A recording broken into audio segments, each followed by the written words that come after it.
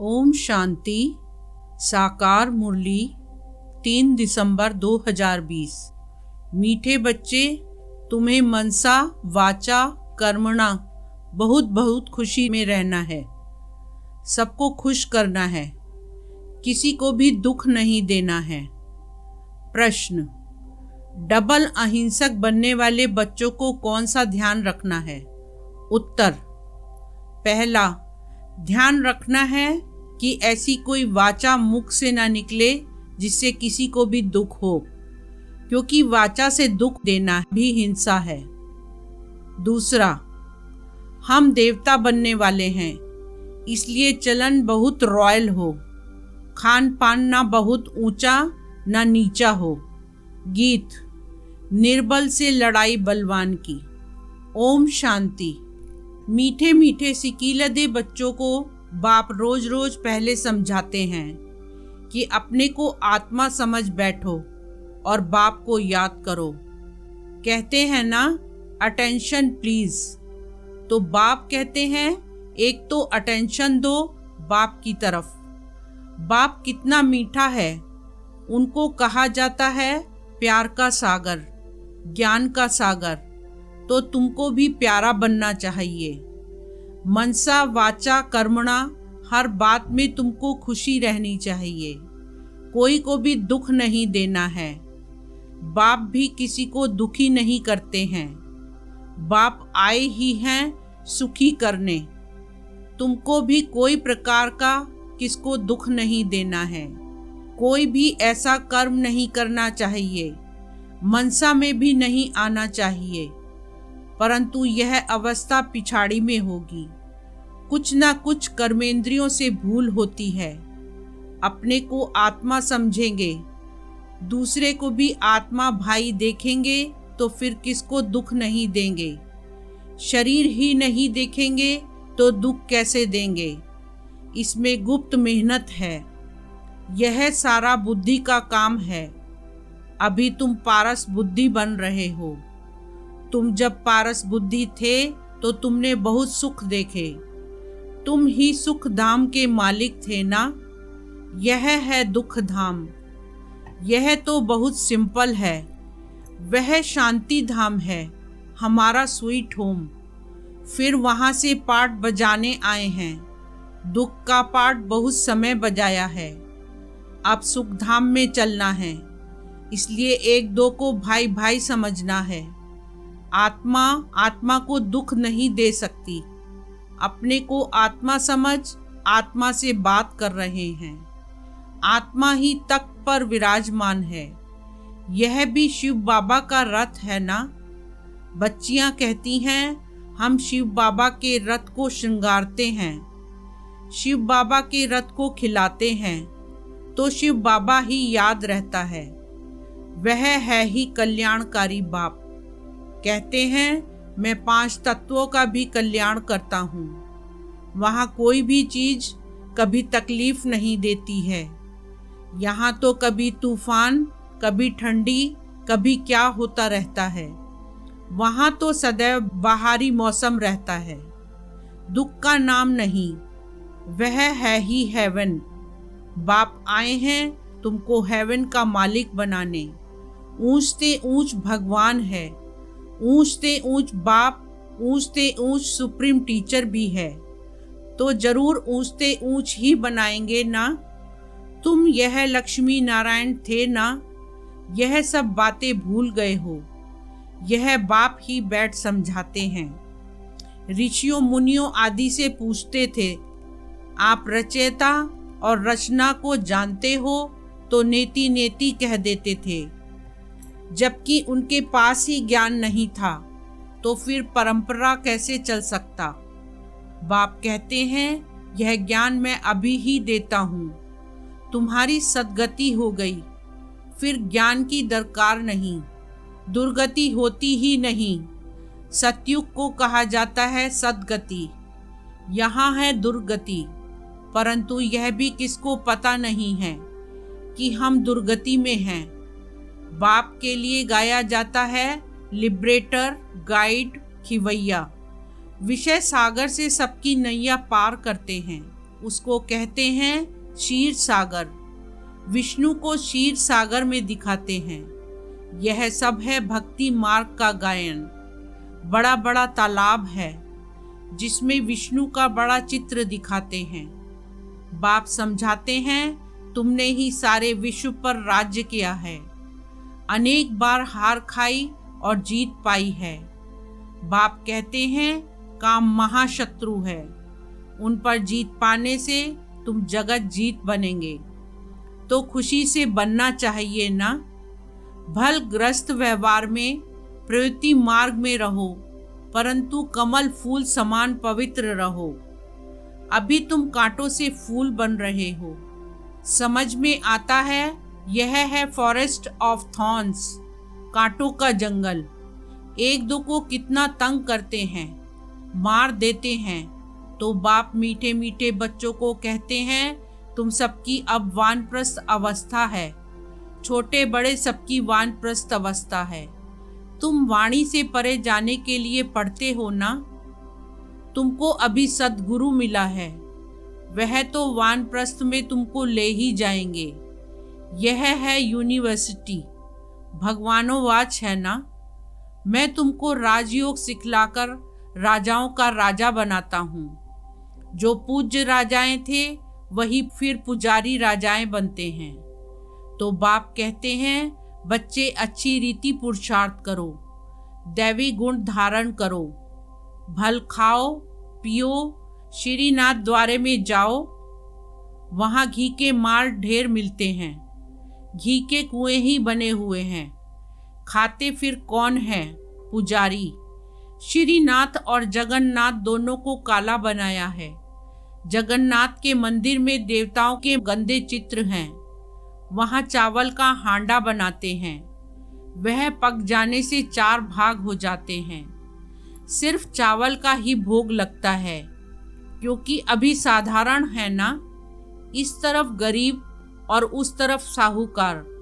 अभी तो देखो कितने गरीब हैं, खाने पीने को कुछ नहीं मिलता है। सतयुग में तो सब कुछ है। तो बाप आत्माओं को बैठ समझाते हैं शिव बाबा बहुत मीठा है, वह तो है निराकार। प्यार आत्मा को किया जाता है ना, आत्मा को ही बुलाया जाता है। शरीर तो जल गया, उनकी आत्मा को बुलाते हैं, ज्योति जगाते हैं। इससे सिद्ध है आत्मा को अंधियारा होता है। आत्मा है ही शरीर रहित, तो फिर अंधियारे आदि की बात कैसे हो सकती है। वहाँ यह बातें होती नहीं। यह सब है भक्ति मार्ग। बाप कितना अच्छी रीति समझाते हैं। ज्ञान बहुत मीठा है, इसमें आंखें खोलकर सुनना होता है। बाप को तो देखेंगे ना। तुम जानते हो शिव बाबा यहाँ विराजमान है, तो आंखें खोलकर बैठना चाहिए ना। बेहद के बाप को देखना चाहिए ना। आगे बच्चियां बाबा को देखने से ही ध्यान में चली जाती थी। आपस में भी बैठे बैठे ध्यान में चले जाते थे। आंखें बंद और दौड़ती रहती थी। कमाल तो थी ना। बाप समझाते रहते हैं, एक दो को देखते हो तो ऐसे समझो हम भाई आत्मा से बात करते हैं, भाई को समझाते हैं। तुम बेहद के बाप की राय नहीं मानेंगे। तुम यह अंतिम जन्म पवित्र बनेंगे तो पवित्र दुनिया के मालिक बनेंगे। बाबा बहुतों को समझाते हैं। कोई तो फट से कह देते हैं बाबा हम जरूर पवित्र बनेंगे। पवित्र रहना तो अच्छा है। कुमारी पवित्र है तो सब उनको माथा टेकते हैं। शादी करती हैं तो पुजारी बन पड़ती हैं, सबको माथा टेकना पड़ता है। तो प्योरिटी अच्छी है ना। प्योरिटी है तो पीस प्रॉस्पेरिटी है। सारा मदार पवित्रता पर है। बुलाते भी हैं हे पतित पावन आओ। पावन दुनिया में रावण होता ही नहीं, वह है ही राम राज्य। सब क्षीरखंड रहते हैं। धर्म का राज्य है, फिर रावण कहाँ से आया। रामायण आदि कितना प्रेम से बैठ सुनाते हैं। यह सब है भक्ति। तो बच्चियां साक्षात्कार में डांस करने लग पड़ती हैं। सच की बेड़ी का तो गायन है, हिलेगी लेकिन डूबेगी नहीं। और कोई सत्संग में जाने की मना नहीं करते। यहाँ कितना रोकते हैं। बाप तुमको ज्ञान देते हैं, तुम बनते हो बीके। ब्राह्मण तो जरूर बनना है। बाप है ही स्वर्ग की स्थापना करने वाला, तो जरूर हम भी स्वर्ग के मालिक होने चाहिए। हम यहाँ नर्क में क्यों पड़े हैं? अभी समझ में आता है कि आगे हम भी पुजारी थे, अभी फिर पूज्य बनते हैं। 21 जन्मों के लिए 63 जन्म पुजारी बने, अभी फिर हम पूज्य स्वर्ग के मालिक बनेंगे। यह है नर से नारायण बनने की नॉलेज। भगवानों वाच, मैं तुमको राजाओं का राजा बनाता हूँ। पतित राजाएं पावन राजाओं को नमन वंदन करते हैं। हर एक महाराजा के महलों में मंदिर जरूर होगा, वह भी राधे कृष्ण का या लक्ष्मी नारायण का या राम सीता का। आजकल तो गणेश हनुमान आदि के भी मंदिर बनाते रहते हैं। भक्ति मार्ग में कितनी अंधश्रद्धा है। अभी तुम समझते हो बरोबर हमने राजाई की, फिर वाम मार्ग में गिरते हैं। अब बाप समझाते हैं तुम्हारा यह अंतिम जन्म है। मीठे मीठे बच्चे, पहले तुम स्वर्ग में थे, फिर उतरते उतरते पट आकर पड़े हो। तुम कहेंगे हम बहुत ऊंच थे, फिर बाप हमको ऊंच चढ़ाते हैं। हम हर 5000 वर्ष बाद पढ़ते ही आते हैं। इसको कहा जाता है वर्ल्ड की हिस्ट्री ज्योग्राफी रिपीट। बाबा कहते हैं मैं तुम बच्चों को विश्व का मालिक बनाता हूँ। सारे विश्व में तुम्हारा राज्य होगा। गीत में भी है ना, बाबा आप ऐसा राज्य देते हो जो कोई छीन न सके। अभी तो कितनी पार्टीशन है, पानी के ऊपर जमीन के ऊपर झगड़ा चलता रहता है। अपने अपने प्रांत की संभाल करते रहते हैं। ना करें तो छोकरे लोग बच्चे लोग पत्थर मारने लग पड़े। वो लोग समझते हैं यह नव जवान पहलवान बन भारत की रक्षा करेंगे, सो पहलवानी अभी दिखलाते रहते हैं। दुनिया की हालत देखो कैसी है। रावण राज्य है ना। बाप कहते हैं यह है ही आसुरी संप्रदाय। तुम अभी दैवी संप्रदाय बन रहे हो। देवताओं और असुरों की फिर लड़ाई कैसे होगी? तुम तो डबल अहिंसक बनते हो। वह हैं डबल अहिंसक। देवी देवताओं को डबल अहिंसक कहा जाता है। अहिंसा परमो देवी देवता धर्म कहा जाता है। बाबा ने समझाया किसको वाचा से दुख देना भी हिंसा है। तुम देवता बनते हो तो हर बात में रॉयल्टी होनी चाहिए। खान पान आदि ना बहुत ऊंचा ना बहुत हल्का, एक रस। राजाओं आदि का बोलना बहुत कम होता है। प्रजा का भी राजा में बहुत प्यार रहता है। यहाँ तो देखो क्या लगा पड़ा है, कितने आंदोलन हैं। बाप कहते हैं जब ऐसी हालत हो जाती है तब मैं आकर विश्व में शांति करता हूँ। गवर्नमेंट चाहती है सब मिलकर एक हो जाएं। भल सब ब्रदर्स तो हैं, परंतु यह तो खेल है ना। बाप कहते हैं बच्चों को तुम कोई फिक्र नहीं करो। अनाज की अभी तकलीफ है, वहाँ तो अनाज इतना हो जाएगा बिगर पैसे जितना चाहें उतना मिलता रहेगा। अभी वह दैवी राजधानी स्थापन कर रहे हैं। हम हेल्थ को भी ऐसा बना देते हैं जो कभी कोई रोग होवे ही नहीं, गारंटी है। कैरेक्टर भी हम इन देवताओं जैसा बनाते हैं। जैसा जैसा मिनिस्टर हो ऐसा उनको समझा सकते हैं। युक्ति से समझाना चाहिए। ओपिनियन में बहुत अच्छा लिखते हैं, परंतु अरे तुम भी तो समझो ना। तो कहते हैं फुर्सत नहीं। तुम बड़े लोग कुछ आवाज करेंगे तो गरीबों का भी भला होगा। बाप समझाते हैं अभी सबके सिर पर काल खड़ा है। आजकल करते करते काल खा जाएगा। तुम कुंभकर्ण मिशल बन पड़े हो। बच्चों को समझाने में बहुत मज़ा भी आता है। बाबा ने ही यह चित्र आदि बनवाए हैं। दादा को थोड़े ही यह ज्ञान था। तुमको वर्षा लौकिक और पारलौकिक बाप से मिलता है, अलौकिक बाप से वर्षा नहीं मिलता है। यह तो दलाल है, इनका वर्षा नहीं है। प्रजापिता ब्रह्मा को याद नहीं करना है। मेरे से तो तुमको कुछ भी नहीं मिलता है। मैं भी पढ़ता हूँ, वर्षा है ही एक हद का, दूसरा बेहद के बाप का। प्रजापिता ब्रह्मा क्या वर्षा देंगे? बाप कहते हैं मामे कम याद करो। यह तो रथ है ना, रथ को तो याद नहीं करना है ना। ऊंच से ऊंच भगवान कहा जाता है। बाप आत्माओं को बैठ समझाते हैं, आत्मा ही सब कुछ करती है ना। एक खाल छोड़ दूसरी लेती है, जैसे सर्प का मिसाल है। भ्रमरियाँ भी तुम हो, ज्ञान की भू भू करो। ज्ञान सुनाते सुनाते तुम किसी को भी विश्व का मालिक बना सकते हो। बाप जो तुम्हें विश्व का मालिक बनाते हैं, ऐसे बाप को क्यों नहीं याद करेंगे? अब बाप आया हुआ है तो वर्षा क्यों नहीं लेना चाहिए? ऐसे क्यों कहते कि फुर्सत नहीं मिलती है? अच्छे अच्छे बच्चे तो सेकंड में समझ जाते हैं। बाबा ने समझाया है मनुष्य लक्ष्मी की पूजा करते हैं।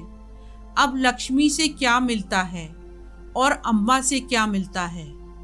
लक्ष्मी तो है स्वर्ग की देवी, उनसे पैसे की भीख मांगते हैं। अम्बा तो विश्व का मालिक बनाती है, सब कामनाएं पूरी कर देती है। श्रीमत द्वारा सब कामनाएं पूरी हो जाती हैं। अच्छा, मीठे मीठे सिकीलदे बच्चों प्रति माता पिता बाप दादा का याद प्यार और गुड मॉर्निंग। रूहानी बाप की रूहानी बच्चों को नमस्ते, रूहानी बच्चों की रूहानी बाप को नमस्ते। धारणा के लिए मुख्य सार।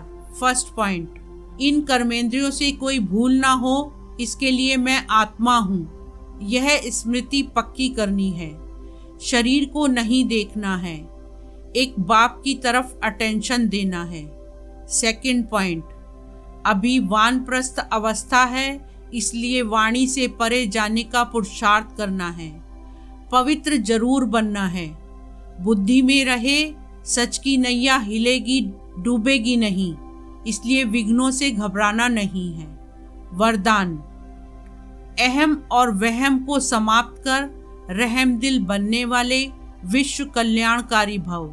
सार, कैसी भी अवगुण वाली, कड़े संस्कार वाली, कम बुद्धि वाली, सदा ग्लानि करने वाली आत्मा हो, लेकिन जो रहमदिल विश्व कल्याणकारी बच्चे हैं, वे सर्व आत्माओं के प्रति लवफुल के साथ लवफुल होंगे। कभी इस वहम में नहीं आएंगे कि यह तो कभी बदल ही नहीं सकते, यह तो है ही ऐसे, या यह कुछ नहीं कर सकते, मैं ही सब कुछ हूँ, यह कुछ नहीं है।